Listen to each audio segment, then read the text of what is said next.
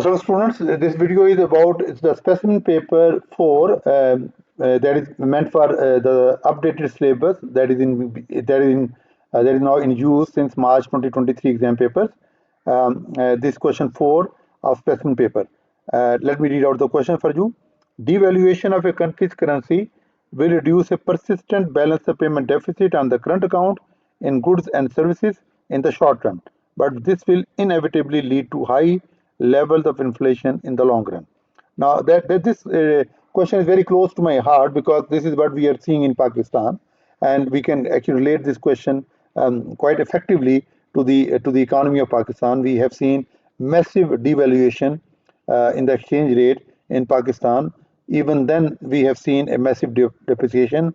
The current account deficit probably is still there, and it has actually resulted in high inflation. So, first, let's define what is a deficit on current account. As you must be aware, the current account has four sections. One is balance of trade that deals with the import and export of imports and exports of goods only. The invisible section, the services section, which deals the imports and exports of services like cargo, insurance, education, health, and there is primary income section where where incomes are transferred, like profits, dividends, are transferred from one country to another, and secondary income, that is the second-hand income, that is remittance or donations or income which payments for which you have not given any output. So there are four sections. So I have combined all these four sections while giving the definition of a deficit of current account. I have written this definition in the first line. A deficit of current account on balance of payment arises when the inflows for exports of goods, one section, services, second section, primary income, third section, secondary income, they fall short of the outflows for the same.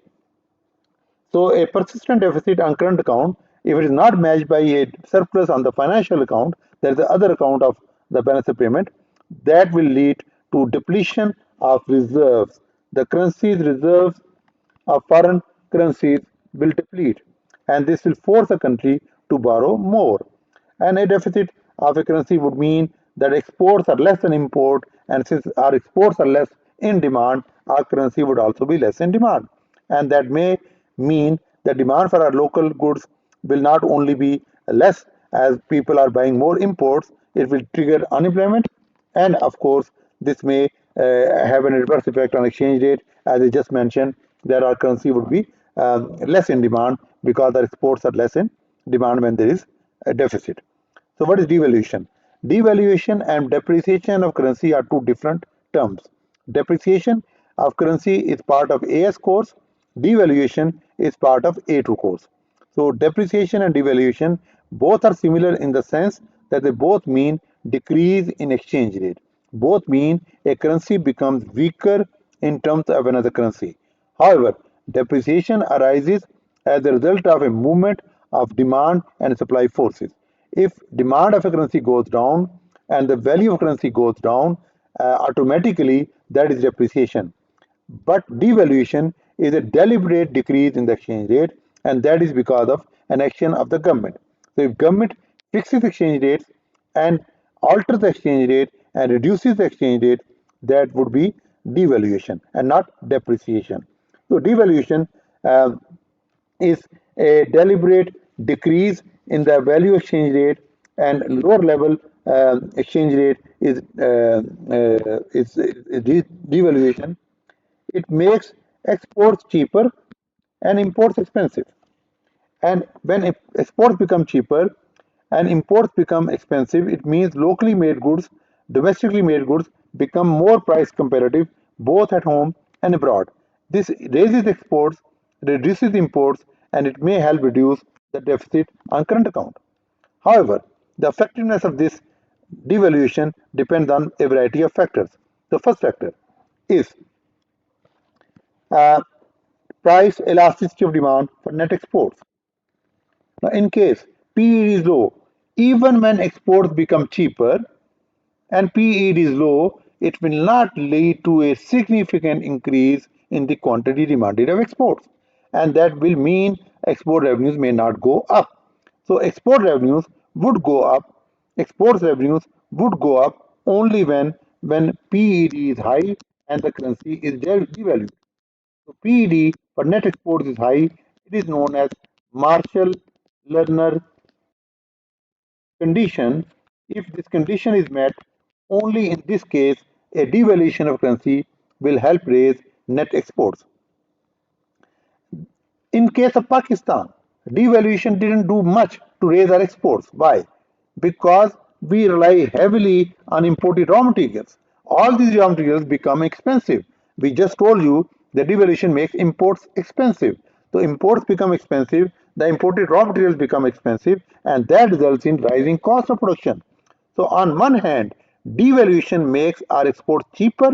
On the other hand, because of high cost of imported raw materials, our cost of production goes up, and that may erode any price comparative advantage. So maybe our prices are going down for export by 10%, but because of the high cost of production, we may have to raise prices of our goods, and that will mean our goods will still not be price comparative.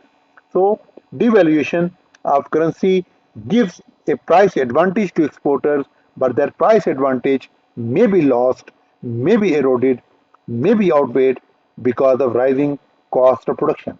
And devaluation may not give us the desired results of raising net exports and reducing a deficit on current account. Now, another thing that is going to influence the success and effectiveness of devaluation, and that is available excess capacity.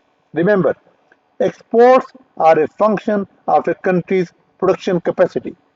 A country can export more when they can produce more. A country will export less if they can produce less. So if the production base is weak, a country like Pakistan, production base is weak. We don't have many factories. We don't have many industries. We don't have a strong industrial base. So even if there is devaluation, even if exports are cheaper, but if we are unable to produce export, if we are unable to meet that rising demand that is coming because of cheaper export, and we are unable to raise our production, we cannot take advantage of that. So in the case where there is weaker export and production base, and there is very little excess capacity, we will not be able to benefit from rising demand for exports, and that will only lead to inflation when there is extra demand. So global economic conditions and trade policies of other countries also determine the effectiveness of decreased exchange rate.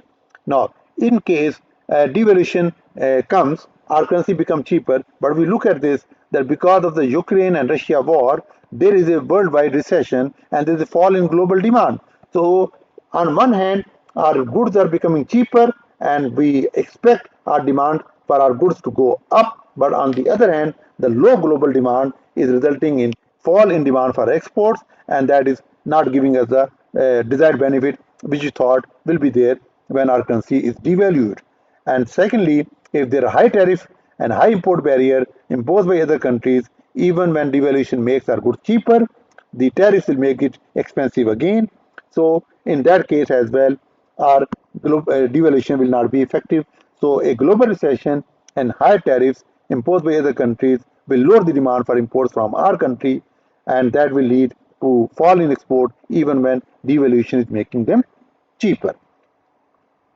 So devaluation of currency is more effective in the long run as buyers get more time to respond to change prices in the long run. Price as demand for net exports is high in the long run and it exceeds unity. So we draw this diagram, and this diagram is known as the J curve. On x-axis I show time, and on y-axis I show net exports. Because of devaluation, let's assume that we start from this point. Let me erase this diagram and make it again so that I can begin from the position of a deficit. So this is time, this is net exports, and we start from here. This is deficit because negative net exports. This is zero, so this is negative net exports. So currency is devalued. Initially, PED is low. PED for net exports is low in the short term. What will happen? The devaluation makes export cheaper, but there is no significant increase in the demand for quantity of export. So net export revenues will actually fall. So However, in the long run, PD, net exports rises in the long run, and that means that buyers will demand a significantly higher quantity of export when they are cheaper, so our net export may begin to rise. Now, this curve looks like the English letter word J, so that's why it is known as a J curve. So, after some time, devaluation becomes more effective. So devaluation may not raise net exports initially as PED is low for net exports, but in the long run, it may raise net exports because PED becomes higher in the long run. As in the long run, buyers get more time to adjust to price changes. For example, you take the example of an agent. The agent who is in Pakistan market calls a buyer, a potential buyer in Europe, and he calls him and tells him that the price of the goods Pakistan is making has gone down because of devaluation. The buyer in the European market says, "Fantastic news! I will surely order now. However, I have still stocks of my previous order available, and I've also made an order with a probably Bangladeshi exporter. So once those stocks will be finished, I will love to place the order with Pakistan as the price has gone down, but wait for that order for let's say 4 or 5 months. So let me first use those stocks which I already have. So orders may come because of low prices, but they may come after some time. That is why devaluation may take some impact or some time in showing their positive effect on raising net exports. That is Jacob. However, after a period of few months, devaluation may raise net exports. Devaluation, on the other hand, is accused of leading to both demand pull as well as cost push inflation. Why demand pull inflation? Because net exports rise, and since net exports are a component of AD rises. And when AD rises, an economy is fully employed, like there is a vertical looking AS curve, there is no excess capacity available. Because of higher net exports, AD curve to the right, and that real GDP, there is no impact on real GDP as there is no capacity available and price level around excesses, the price level goes up. Now that is demand pull inflation. Higher AD when it is not matched by equivalent increase in AS leads to demand pull inflation. So devaluation, particularly in countries which do not have excess capacity, triggers demand pull inflation.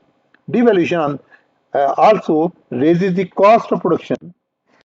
It raises the cost of production, and it raises the cost of production for firms which are using imported raw materials.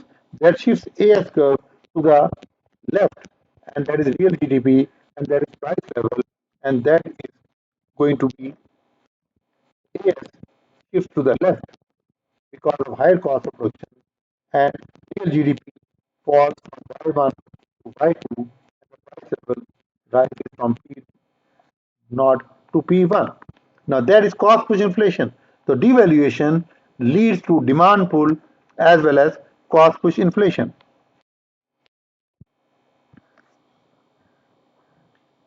So in Pakistan, what happened? Now we did devalue our currency, but our exports did not go up much. Why? One, our exports are mainly primary goods, low PED. Our imports are mainly oil, low PED. That's why there is no significant impact on our net exports even after devaluation. Second, devaluation in Pakistan could not raise net export because our country heavily depends on imported raw materials. Our imported raw materials became expensive when devaluation took place. Oil became expensive. Other inputs became expensive. Cost of production of local producers went up. So while devaluation gave our producer a price advantage, the rising cost of production took that advantage away. Third, Pakistan does not have a big production base. We are not known as a strong industrial country. So even when there is devaluation, even when our exports are cheaper, we are unable to take advantage because of our weaker export base. And fourthly, in Pakistan, there is political uncertainty and there is economic uncertainty. Buyers would prefer a custom. Buyers would prefer a supplier who is more reliable, who is more consistent, and they will avoid or try to avoid a supply bottleneck as it is possible for them. So they may prefer a high price customer over they may prefer to buy goods from a high price supplier than buying goods from a supplier who is offering them a low price but who is not that reliable. So Pakistan's supply chain is not reliable, and these four reasons: one, low PET for net exports; second, a huge dependence on imported raw materials; thirdly, weaker production base; and fourth, political uncertainty and economic uncertainty is making our supply chain less reliable for potential buyers. And even when there is devaluation, our net exports did not go up, and our devaluation of our currency is the primary reason for the massive inflation our country is going through. So this concludes my discussion on this question. I hope you like this video. Please do subscribe our channel, share this video with those who may be interested in doing or in knowing more about A-level economics. Thank you very much.